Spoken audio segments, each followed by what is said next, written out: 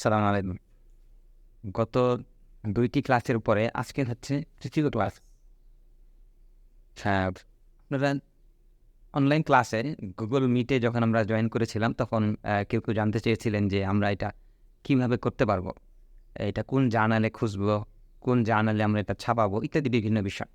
তারপরে হচ্ছে যে আমি আমার টপিক বাছাই করার যেমন একটা চ্যালেঞ্জ, তারপরে হচ্ছে এটি এই আর্টিকেল কিভাবে খুঁজবো? তারপরে হচ্ছে কাকে আমি সঙ্গে নিবো? এইসব বিষয়গুলো নিয়ে যখন আপনাদের মধ্যে বিভিন্ন চিন্তা কাজ করছে, তো তখন হচ্ছে আসলে অ্যাকচুয়ালি এই বিষয়টা নিয়ে আপনাদের সাথে ডিসকাস করা দরকার। সেটি হচ্ছে যে আপনি কোন পয়েন্টে কোন কাজের জন্য একজনকে সাথে নিবেন এবং কোন কাজ আপনি অন্য আরেকজনকে দায়িত্ব বন্টন করবেন বা কাজ দিবেন আরেকজনকে। কখন আপনি নিজে করবেন, কখন আপনি অন্যের সাহায্য নিবেন। এই বিষয়টা ক্লিয়ার হয়ে যাবে যখন আপনি জানবেন যে গবেষণার বা রিসার্চ লেখালেখি করার ২ টি অংশ আছে। একটি হচ্ছে ইন্টেলেকচুয়াল, আরেকটি হচ্ছে টেকনিক্যাল। ইন্টেলেকচুয়াল পার্টে এই যোগ্যতা বা এই কাজগুলো করতে হবে। আর টেকনিক্যাল পার্টে এই কাজগুলো করতে হবে। যেমন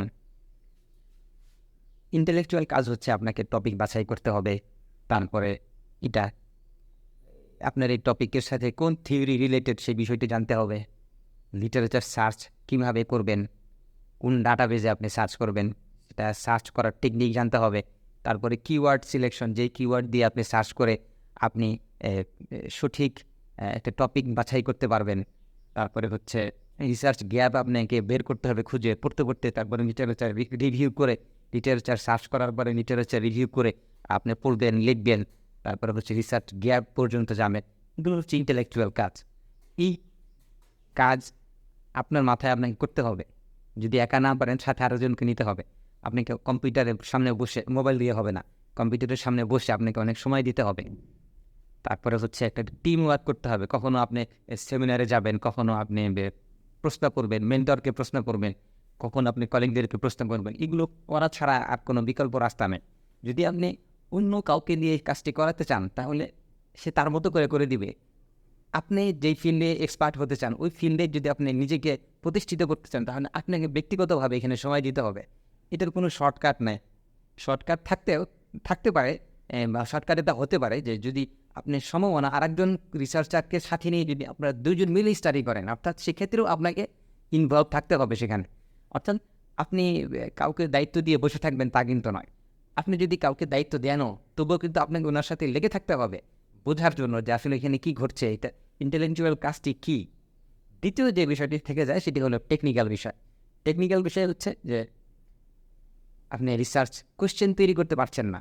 আপনি যদি এই পর্যন্ত শেষ করতে পারেন রিসার্চ কোয়েশ্চেন, আপনি যে কাউকে বলতে পারেন যে আচ্ছা এর মধ্যে রিসার্চ কোয়েশ্চেনটা কী হতে পারে, সে আপনাকে সহযোগিতা করতে পারে, বুঝিয়ে দিতে পারে। রিসার্চ কোয়েশ্চেন যখন আপনি তৈরি করতে পারবেন বা এটা ফিক্স করে ফেলবেন যে এটা হচ্ছে রিসার্চ কোয়েশ্চেন, এটা টেকনিক্যাল কাজ। কেন? কারণ হচ্ছে যদি ভেরিয়েবল অফ ইন্টারেস্ট আপনি গুছিয়ে এটাকে সুন্দরভাবে গুছাতে না পারেন, তাহলে আপনি রিসার্চ কোয়েশ্চেন কখনো আপনি অ্যান্সার দিতে পারবেন না। রিসার্চ কোয়েশ্চেন যদি এলোমেলো হয়, তাহলে ওই রকম রিসার্চ কোয়েশ্চেনের অ্যান্সার কেউ দিতে পারবে না এবং আপনি লেখক হিসেবে, গবেষক হিসেবে ওইখানে পৌঁছতে পারবেন না আপনি। এরপরে হচ্ছে হাইপোথিসিস তৈরি করা। হাইপোথিসিস লিখার সময় মাথায় রাখতে হয় যে আমি কীভাবে ডাটা কালেকশন করবো, ইনস্ট্রুমেন্টটা কোথায় আমার। ইনস্ট্রুমেন্ট মানে কোয়েশ্চেনিয়ার। যদি আপনি এম্পিরিক্যাল রিসার্চ করেন, তাহলে হয় আপনাকে ফিল্ড রিসার্চ করতে হবে, সার্ভে করে ডাটা সংগ্রহ করতে হবে, অথবা আপনাকে ইন্টারভিউ দিতে হবে। যদি ইন্টারভিউ নেন তাহলে আপনাকে ইন্টারভিউ কোয়েশ্চেন লাগবে, যদি আপনি সার্ভে করেন তাহলে আপনার কোয়েশ্চেনিয়ার লাগবে। তো যদি কোয়ান্টিটেটিভ রিসার্চ হয় তাহলে আপনাকে হাইপোথিসিস লাগবে। এই সমস্ত বিষয় নিয়ে আমরা আরও ডিটেলসে পরে কথা বলব। অ্যানালাইসিস আপনি কীভাবে করবেন, কোন সফটওয়্যার দিয়ে করবেন, তারপরে হচ্ছে কোন স্ট্যাটিস্টিক্যাল টুল দিয়ে আপনি অ্যানালাইসিসটা করবেন। ওই অ্যানালাইসিসটা করার জন্য যে ডাটা দরকার, সেই ডাটা আপনাকে কালেকশন করতে হবে। ওই ডাটা কালেকশন করার জন্য আপনাকে ইনস্ট্রুমেন্ট তৈরি করতে হবে।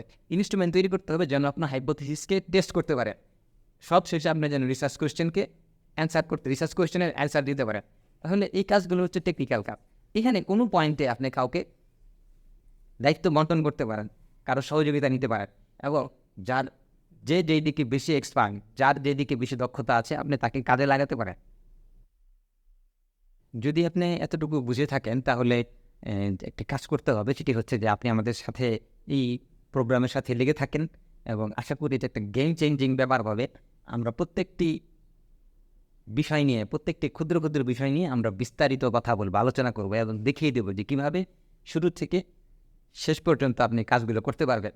এবং প্রত্যেকটি স্কিলকে আমরা লাইভে দেখাচ্ছি আপনাদেরকে, যেন আপনারা স্ক্রিন শেয়ার দিয়ে কম্পিউটারে রেকর্ড করে আপনাদেরকে দেখাচ্ছি বা দেখাবো, যেন আপনারা সেগুলো আবার নিজেরা ব্যক্তিগত মানে আপনাদের আপনার বাসায় বা অফিসে বসে সেগুলো আবার প্র্যাকটিস করতে পারেন। তাহলে আশা করা যায় যে আপনি শেষ করতে পারবেন এবং সকল স্কিল আপনি অর্জন করতে পারবেন। যদি আপনি মনে হয় যে কোনো কাজ কঠিন, তাহলে আপনি গ্রুপে, আমাদের যে হোয়াটসঅ্যাপ গ্রুপ আছে বা যে আমাদের যখন ক্লাস হয় তখন আপনি জিজ্ঞাসা করতে পারেন যে আমি এই বিষয়ে কাজ করছি, আপনাদের মধ্যে কারো আগ্রহ আছে কিনা, থাকলে আপনি আমাকে সহযোগিতা করতে পারেন, অথবা আসুন আমরা দুজন মিলে কাজটি করি। পাশাপাশি আপনি যদি আরও কোনো উচ্চতর সহযোগিতা লাগে, আপনি ক্লাসেই বলতে পারেন যে এইরকম একটি টেকনিক্যাল বিষয় আমি পারছি না, কেউ আছেন কিনা। আর হচ্ছে আপনি ফলো করবেন, সবসময় খেয়াল করবেন যে তাহলে কোন ক্লাসে টপিক নিয়ে আলোচনা হচ্ছে, কোন ক্লাসে থিওরিটিক্যাল ফ্রেমওয়ার্ক নিয়ে কথা হচ্ছে, কোন ক্লাসে লিটারেচার রিভিউ, লিটারেচার সার্চ নিয়ে কথা হচ্ছে, তারপর কোন ক্লাসে রিসার্চ গ্যাপ ফাইন্ডিংস নিয়ে কথা হচ্ছে। এই প্রত্যেকটি বিষয়ের উপরে আমি কিন্তু এখানে সংক্ষেপে লিখেছি, আরও অনেক বিষয় আছে। মাইক্রো লেভেলে অনেক বিষয় আছে। প্রত্যেকটি বিষয়ের একটি সম্মিলিত মানে প্রয়াস হচ্ছে আপনার একটি আউটকাম হচ্ছে একটি আর্টিকেল লিখতে পারা। যারা বাংলাদেশে অথবা বাংলাদেশের বাইরে বড় বড় বিশ্ববিদ্যালয়ে যারা গবেষণা করেন বা শিখেন, পিএইচডি করেন বা মাস্টার্স করেন, তাদের কিন্তু এই সকল বিষয়ে ক্লাস হয় এবং 1 বছর 2 বছর 3 বছর লেগে যায় এই সবগুলো বিষয় রপ্ত করার জন্য। এবং অনেক সময় দেখা যায় যে একজন গবেষককে, একজন রিসার্চ ফেলোকে পোস্ট গ্রাজুয়েট লাউঞ্জে বসে বা পোস্ট গ্রাজুয়েট যে রুমগুলো থাকে সেখানে বসে দেখা যায় যে অনেক সময় ঘন্টার পর ঘন্টা ডিসকাস করতে হয়, সময় দিতে হয়। তো আসলে রিসার্চের যোগ্যতা হুট করে যে চলে আসবে, হঠাৎ করে নিজের মধ্যে চলে আসবে, বিষয়টা কিন্তু এরকম না। আপনাকে সময় দিতে হবে এবং এটার সাথে লেগে থাকতে হবে। তো এর জন্য আপনাকে একটা কমিউনিটিতে না আসলে আপনি কিন্তু এটা পারবেন না। এই জন্য আপনি গুগল যে ফর্মটি রয়েছে সেই ফর্মটি আপনি পূরণ করেন এবং যে হোয়াটসঅ্যাপ মেসেঞ্জার গ্রুপ আছে সেই গ্রুপে আপনি জয়েন করেন। তাহলে আপনি একটা কমিউনিটি পাবেন। একটি কমিউনিটি পেলে তখন আপনি ওই ফিলিংটি পাবেন যে অন্যরা কী করছে, তাহলে আমিও তাদের সাথে কাজ করি।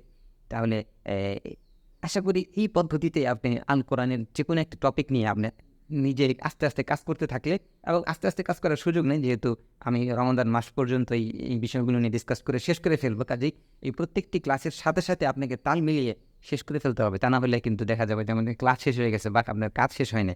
তো যাই হোক, আর বেশি লম্বা করবো না। আমাদের প্রত্যেকটি সেশন খুব অল্প হবে, ছোট হবে, যেন আপনি দেখে শেষ করে ফেলতে পারেন। এক সিটিংয়ে যেন আপনি দেখে শেষ করতে পারেন। ধন্যবাদ। আসসালামু আলাইকুম।